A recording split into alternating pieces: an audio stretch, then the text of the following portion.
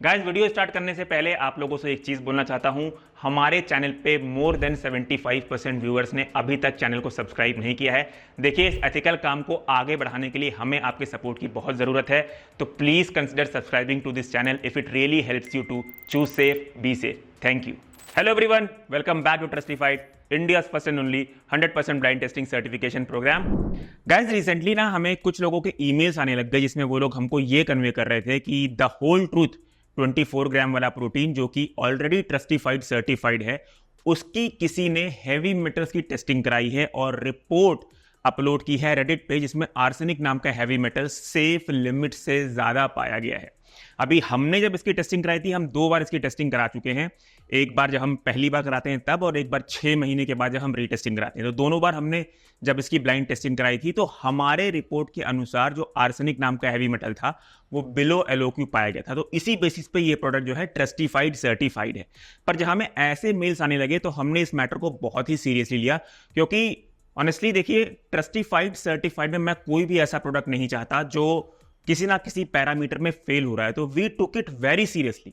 हमें बहुत सारे लोगों के emails health farm muscle way को लेके भी आए हैं कि हेल्थ फार्म मसल वे में बहुत ज्यादा फोम बन रहा है, टेस्ट पसंद नहीं आ रहा है। देखिए, टेस्ट सब्जेक्टिव होता है and foam is a natural thing, but still we took it very seriously. और हमने हेल्थ फार्म के भी 2 बॉक्सेस ब्लाइंड ऑर्डर करे, 2-2 kg वाले, और उसे 2 अलग अलग लैब में दिए, उसकी टेस्टिंग कराई, लैब रिपोर्ट आ गई है। बहुत ही जल्दी वीडियो बना के आप लोगों को इन्फॉर्म कर दूंगा, और अगर वो प्रोडक्ट फेल हुआ तो ओपनली बता दूंगा कि वो प्रोडक्ट फेल हो गया है।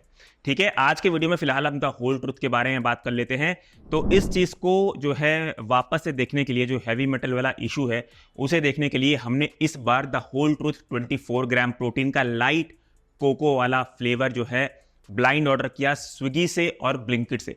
देखिए, स्विगी और ब्लिंकिट जो है ना, वो किसी सील्ड कार्टन में आपको प्रोडक्ट नहीं देते हैं, इसलिए बहुत ही मुश्किल हो जाता है उसका अनकट अनबॉक्सिंग वीडियो शूट करना।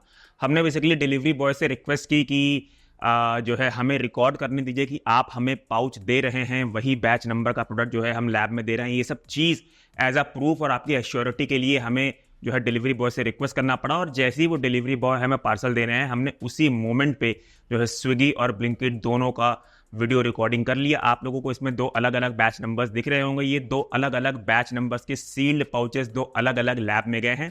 अब हम उन दोनों के लैब रिपोर्ट भी देख लेते हैं। तो दोनों के दोनों लैब रिपोर्ट में जो आर्सेनिक है वो बिलो एलओक्यू पाया गया है। सो दैट मीन्स कि the whole truth 24 gram protein में आर्सेनिक ज्यादा नहीं है।